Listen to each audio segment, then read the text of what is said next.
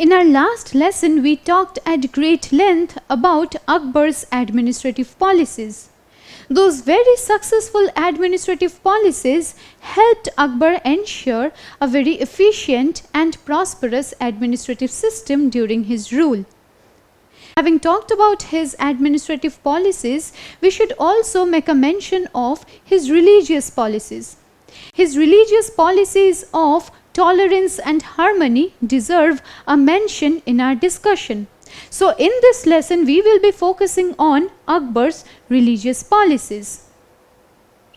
By the 1570s, Akbar began engaging in discussion on religion with people from various religions. And those included the ulama, who were Muslim scholars who hailed from Islam, the Brahmins who belonged to Hinduism, the Roman Catholics who were a part of Christianity, and the members of this faith called Zoroastrianism. Akbar wanted to know about the faiths of different religions. The religious policies of different religions introduced Akbar to a whole lot of new ideas. He sought to remove divisions among the members of various faiths, because the members of various faiths have often been at each other's necks. And Akbar was of the opinion that these people were bigots. These people's minds were filled with ideas of religious intolerance. And simply because of religious intolerance, these people were divided amongst each other. And so by removing divisions and disharmony from the members of different religions in the society, Akbar wanted to promote religious harmony and peaceful coexistence. Akbar was a very generous emperor. He sought to remove divisions from the minds of various religious members, as we just learnt. And then he also strove to achieve universal peace, and this idea was called sul-e-kul. Through his idea of sul-e-kul or universal peace, Akbar sought to foster religious tolerance and harmony in his empire. So as a generous emperor, he wanted to see all his subjects united. He did not want to see his subjects divided amongst themselves on the basis of religious intolerance. This idea of sul-e-kul stressed upon various ethical values like honesty, justice, and peace. Because with these ethical values like honesty, justice, or peace, religious harmony can be attained in any society. And Akbar's religion, any Akbari that he adopted later on in his life, was also founded on this idea of universal peace. Akbar wasn't a very learned emperor. Nevertheless, he was filled with a thirst and hunger for knowledge, for knowing about the world in the truest sense of the term.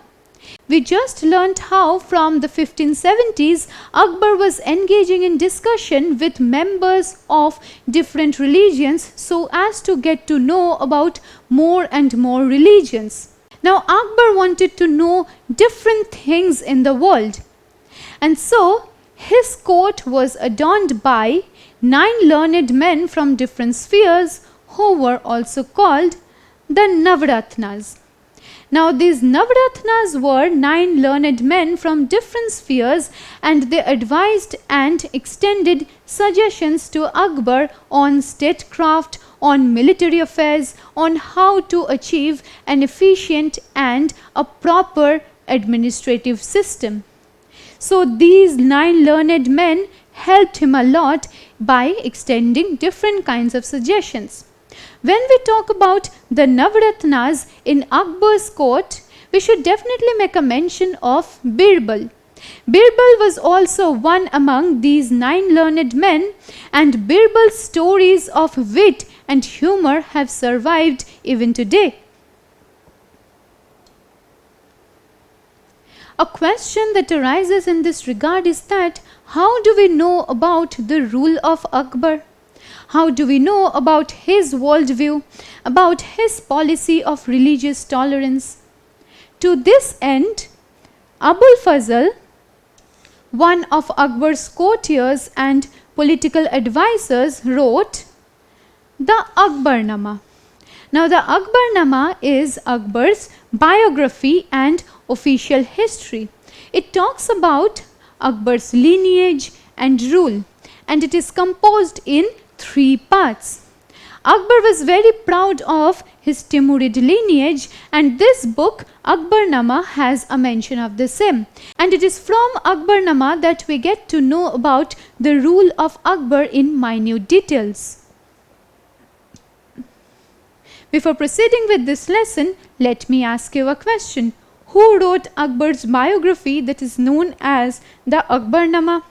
Was it written by Todarmal, Birbal, Abul Fazl or Bairam Khan? Well, the correct answer is Abul Fazl. Abul Fazl was one of Akbar's courtiers and political advisors, and he wrote Akbar's biography that is known as the Akbarnama. The Akbarnama is written in 3 parts. The 3rd volume of Akbarnama is called Ain-e-Akbari, and Ain-e-Akbari gives us a detailed account of Akbar's administration, revenue system and the geography of his empire. So, the Akbarnama plays a very crucial role in serving as the official history of Akbar's rule. In our last lesson, we talked about Akbar's administrative policies like the Mansabdari system, the Jagirdari system, and it is from Akbarnama that we get detailed information on the same.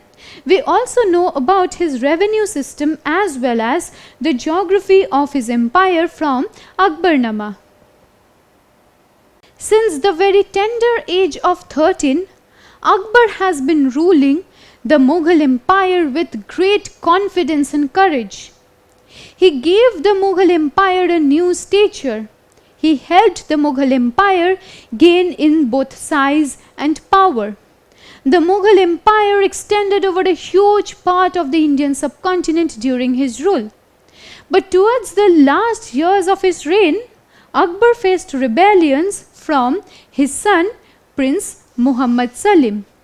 Prince Muhammad Salim, during the last years of Akbar's reign, became very desperate to become the new Mughal emperor. Unfortunately enough, Akbar died in 1605, and he left behind a great and rich legacy within the Mughal Empire. He was buried in a mausoleum in the Akbar's tomb that was built by his son at Sikandar in Agra. With this, we come to an end of our discussion on the rule of Akbar as a whole. In the series of the last few lessons, we learned how Akbar came to power at a very early age of only 13. He was initially helped by his regent, his mentor and chief advisor Bairam Khan. But over the years, Akbar became independent of Bairam Khan. He went on to leading some very successful military campaigns throughout his glorious rule. And he ruled for many years. He made the Mughal Empire very strong, and he also helped in the extension of the territories of the Mughal Empire. After leading many successful military campaigns, he also needed to take care of the administrative system, which is why he brought into being many successful administrative policies. The revenue system was also very efficient under him. And when we talk about Akbar, we should also mention that he was a very generous emperor. He sought to achieve religious harmony and tolerance within his empire. He was a lover of peace as well as knowledge, and so his court was adorned by the Navaratnas, who were 9 learned men from different spheres. Now, towards the last years of his reign, he was faced with strong rebellions from his son, who now wanted to become the next Mughal emperor. And finally, in 1605, Akbar died of dysentery, leaving behind a great legacy within the Mughal Empire.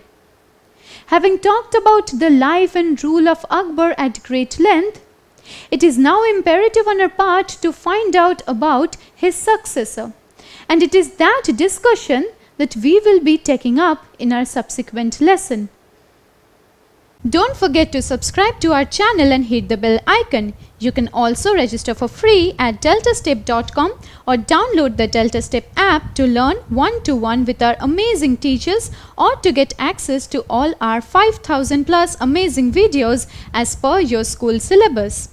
Master each topic with our adaptive practice technology. Get million plus questions with step-by-step solutions and unlimited mock tests. Get all your doubts resolved instantly. Learn via games and win amazing prizes like PlayStations and iPads. So at DeltaStep, learning is not just fun and easy, it's rewarding too. So register for free now.